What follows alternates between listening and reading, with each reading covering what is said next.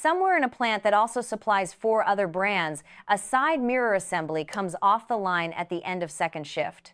A worker sets it in a plain corrugated box.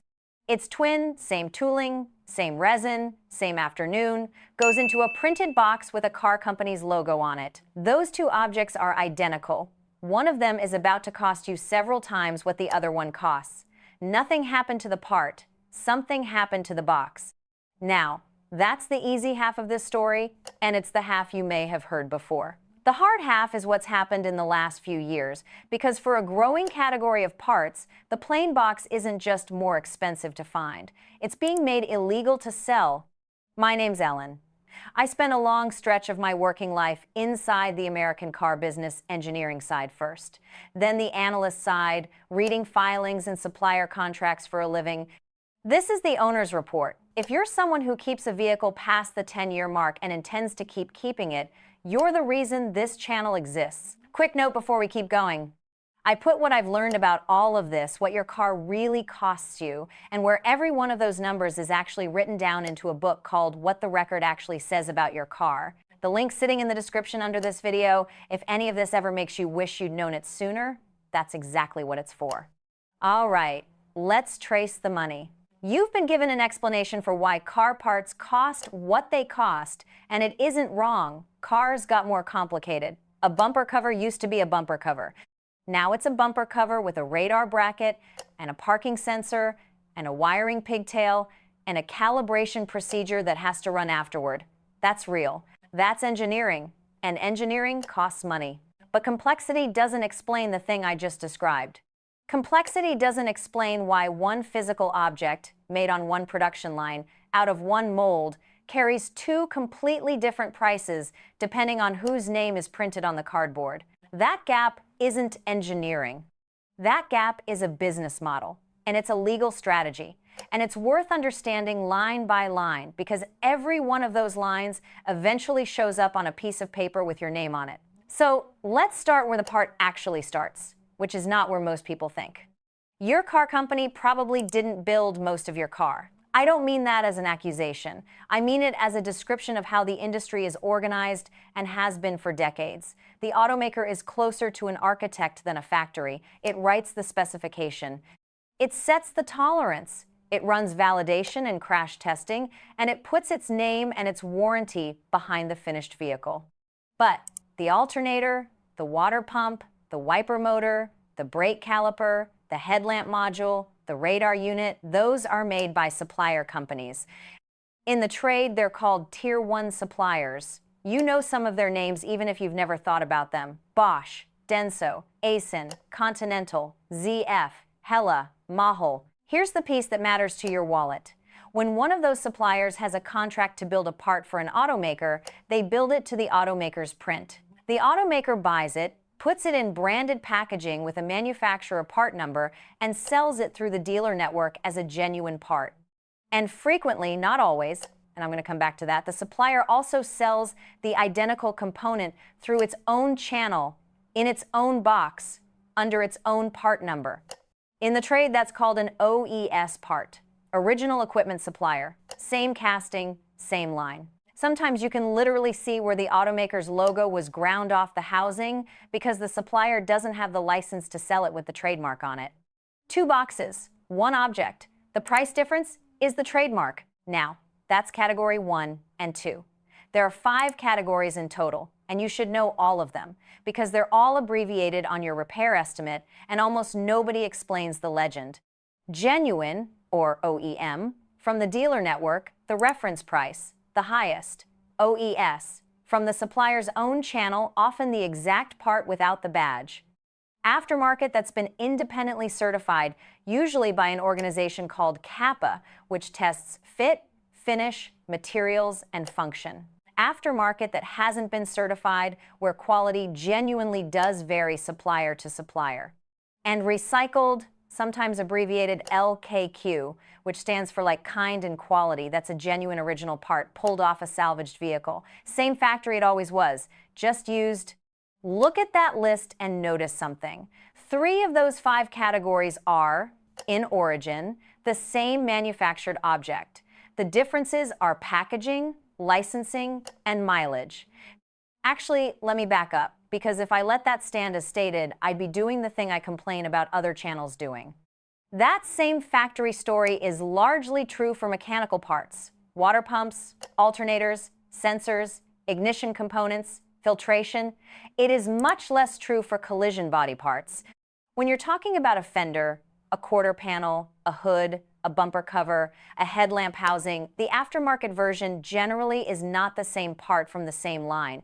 It's a reverse-engineered copy built by an independent manufacturer who measured the original and tooled up their own version. Often a very good copy, sometimes not. That distinction gets blurred constantly in videos on this subject, in both directions, and blurring it is how people end up either overpaying out of fear or buying something that doesn't fit. Mechanical parts and collision parts are two different markets with two different economics. Hold both in your head, because the second half of this story is about collision parts specifically. All right, the chain. Follow the money hand by hand. Hand one is the supplier. They manufacture the component and sell it to the automaker at a contract price negotiated in volume. Think hundreds of thousands of units. That's the lowest number that will ever be attached to this object, and neither you nor your mechanic will ever see it. Hand two is the automaker's parts and service division. And I want to be careful here, because this is a place where people reach for a conspiracy and don't need one. Service parts are not a side business for a car company. They're a high-margin, steady, recession-resistant part of the operation. The automaker takes the part it bought from the supplier, assigns it a part number, sets a list price, and distributes it to its dealer network at dealer cost. The spread between what the automaker paid and what the dealer pays is margin number one. Hand three is the dealership parts counter, and this one is documented in plain language because dealership management guidance publishes it as a target. A dealer parts department is generally coached to run a minimum gross profit margin of 40 to 50%. Now, here's the arithmetic that trips people up, and it trips up shop owners too. Margin and markup are not the same number. To land at a 40% gross margin, the parts system has to be set at roughly 67% markup over cost. To land at 50% margin, the markup is 100% the part doubles. That's not sneaky. It's published in operations guides, but almost nobody outside the business knows the target exists, and knowing it exists changes how a quote sounds. Hand four, if you're not at the dealer, is the independent shop. Independent shops price parts off what's called a matrix, a table that tells the shop's software what markup to apply based on what the part cost. Published industry guidance puts a typical blended parts markup at an independent shop somewhere between 60 and 100%, with the extremes running wider. Lower on big-ticket assemblies like a transmission, much higher on small consumables. That markup isn't pure profit either. It covers sourcing time, carrying inventory, warranty exposure, and the return trip when the wrong part shows up. So count the hands: supplier, automaker, dealer, shop. 4 sets of margin between the loading dock and your invoice, and every one of them is applied to the number that came before it, not to the original cost. Let me make that concrete, and let me be clear that I'm making up the starting figure to show you the shape of the arithmetic. This is not a quote from a real invoice. It's a demonstration. Say a component leaves the supplier's dock at $79. The automaker's parts division prices it into the dealer network. The dealer counter applies its margin target. The shop that installs it applies its matrix. Nobody in that chain did anything unusual, nobody broke a rule, and nobody had to conspire with anybody. Compound 4 ordinary, publicly documented margins in sequence, and the number on the customer copy lands in the several $100 range without a single villain in the story. That's the part I want you to sit with. There's no secret meeting, there's a sequence. Here's what it feels like from the counter, and this is the moment most people in this audience have actually lived. You're standing at a parts window with your VIN written on the back of a receipt because you couldn't remember it. The guy behind the glass is friendly. He types, waits, squints at a screen you can't see, and says a number, 700 and change. And you say, because everybody says it for that little thing? And he shrugs. And he's not being cagey, because here's the thing, he doesn't know what it cost either. The system already did the math before he opened his mouth. The margin was applied by software, off a matrix he didn't write, using a cost field he can't display to you, even if he wanted to. Nobody in that room is lying to you. Everybody in that room is downstream of a decision made somewhere else. Now we get to the part that's genuinely new, and it's why I wanted to make this video this year rather than 3 years ago. Everything I've described so far is just margin stacking, and margin stacking has an obvious pressure valve: competition. If the branded part is priced high, somebody sells you an alternative, and the existence of the alternative disciplines the price of the original. That's how markets are supposed to work, and for a long time, it's roughly how this one worked. That valve is being closed, legally, on the record. Automakers hold design patents on the appearance of vehicle parts, not utility patents on how something works, design patents on how it looks, a fender's shape, a headlamp's contour, a mirror cap's profile. And a design patent on the shape of a fender is, functionally, a monopoly on replacement fenders, because a fender that doesn't have that exact shape doesn't fit your car. The scale is documented. In one 5-year stretch, the U.S. Patent and Trademark Office issued more than 2,500 design patents to the top 5 automakers alone. And the Court of Appeals for the Federal Circuit has affirmed, more than once, that design patents may cover replacement parts as a matter of law. That's settled. The aftermarket challenged it and lost. Then, this year, the enforcement escalated in a way you can look up yourself. In the first week of February of 2026, General Motors filed a series of design patent lawsuits in federal courts in Michigan, Delaware, and Illinois against aftermarket parts manufacturers, distributors, and this is the interesting one, the estimating platforms that repair shops and insurers use to identify and price replacement parts. Then, on February 5th, GM filed a complaint with the U.S. International Trade Commission under Section 337 of the Tariff Act. On March 10th, the Commission voted to institute an investigation. Investigation number 337-TA-1491. 20 respondents named weighted heavily toward Taiwanese manufacturers who anchor the aftermarket collision parts supply chain. GM asked for a general exclusion order, a limited exclusion order, and cease and desist orders. Understand what a general exclusion order does. It's not damages. It's not a licensing negotiation. It instructs U.S. Customs to stop the products at the border if it issues those parts do not enter the country. So let's look at the receipts, and let me be precise about what is and isn't established. What's confirmed: the filings exist, the investigation was instituted, the notice was published in the Federal Register on March 12th, and the remedies requested include a general exclusion order. What's not established: the outcome. Nobody has ruled on infringement. A Section 337 investigation typically runs 16 to 18 months. This could go several ways. Anybody telling you today what the result will be is guessing. And honestly, part of the automaker's argument here is fair, and I'd be doing you a disservice if I skipped it. Here's their case, made as strongly as I can make it. Design patents exist because design is expensive. A car company spends years and enormous sums developing how a vehicle looks, and appearance is a large part of why someone buys it. A patent system that protects that investment for other industries and not this one would be a carve-out for one sector, which is exactly what the aftermarket has repeatedly asked Congress for and repeatedly failed to get. On the parts themselves, automakers and many collision repairers argue that a modern vehicle is validated as a system. A bumper reinforcement isn't just a shape, it's a crash energy component tested as part of an assembly. A headlamp housing holds a lens whose beam pattern is regulated and increasingly holds a sensor whose alignment affects whether automatic braking works. Their position is that a reverse-engineered copy hasn't been through that validation, and that fit issues on a copied panel can affect how a repair goes back together. The dealer margin has a defense too, and it's better than people assume. A dealer parts department carries thousands of part numbers, many of which will sit on a shelf for years and some of which will never sell at all because the model got discontinued. It absorbs obsolescence, it handles warranty and returns, it stocks parts for vehicles that stopped being built 2 decades ago. Somebody pays for that inventory sitting there, and the margin on the parts that do move is how... And here's a Steelman argument from an unexpected direction, which I think is the strongest one in the whole debate. The Society of Collision Repair Specialists has pointed out that the loudest backers of shortening design patent terms are insurers and aftermarket parts suppliers, both of whom have a direct financial interest in cheaper parts. Their question is a good one. If patent terms get cut and parts get cheaper, is there any mechanism guaranteeing that saving reaches you, rather than staying with the insurer as improved loss experience?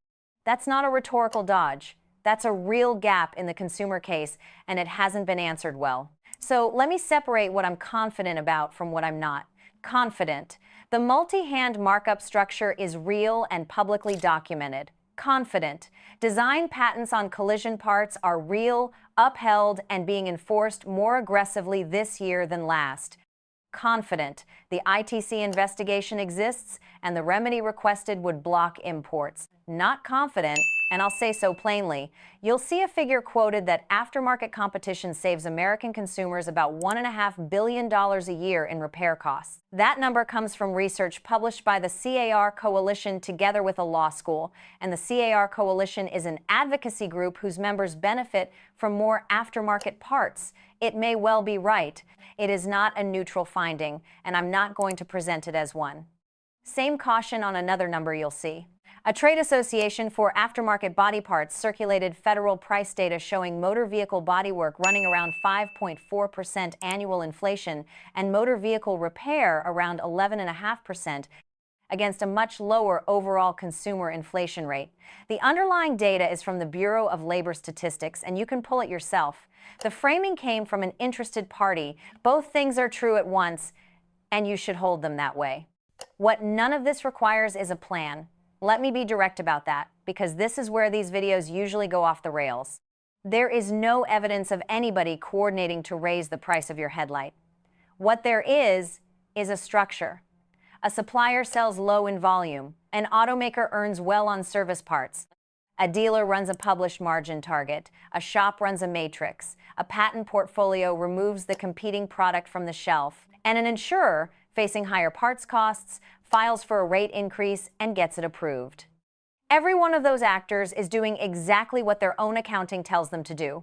Aligned incentives don't need a plan. That's the whole point of aligned incentives. So what do you actually do about it? Here's the part I'd want if I were watching.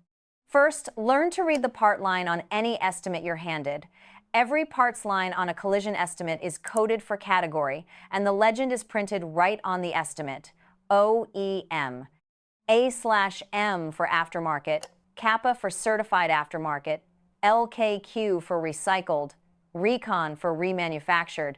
If you don't see codes, ask for the printed copy that has them. That single habit tells you what you're being charged for. Second, get the part number and use it. Most automakers run online parts catalogs, and independent dealer-affiliated web stores sell the identical genuine part in the identical box at a discount to the counter price. Because online, they're competing, and at the counter, they aren't. Take the number from your estimate or ask the counter for it and search it. You're not looking for a knockoff. You're looking at the same part number. Third, say the words, "Is there an OES option?" out loud. On mechanical work especially. You're asking whether the supplier who built the original sells it under their own name. Sometimes there isn't one. When there is, you've often just found the same component without the badge premium.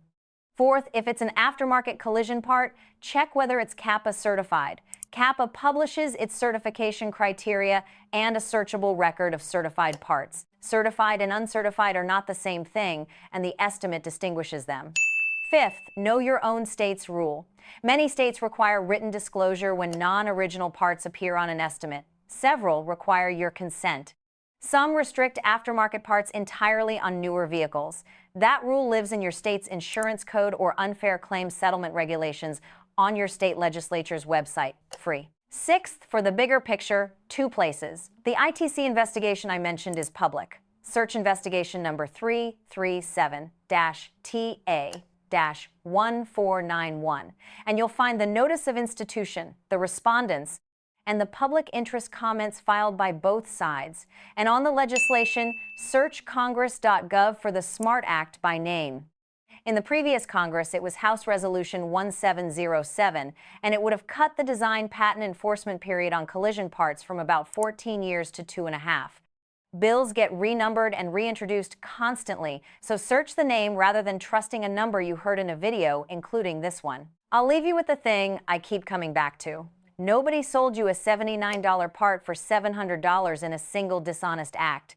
4 ordinary business decisions, each defensible on its own, got multiplied together, and then a patent portfolio quietly removed the one thing that would have kept the total honest, which was somebody else offering to sell you the same shape for less. You can't unwind that chain by yourself, but you can see it now, and seeing it is what changes the conversation at the counter. A person who asks what category the part is, what the part number is, and whether there's an OES alternative is having a completely different conversation than the person who just hears a number and reaches for a card. The document is where the answer lives. Go read it. If this was useful, the description has the sources and the part number method written out, so you don't have to take notes. This has been the Owner's Report.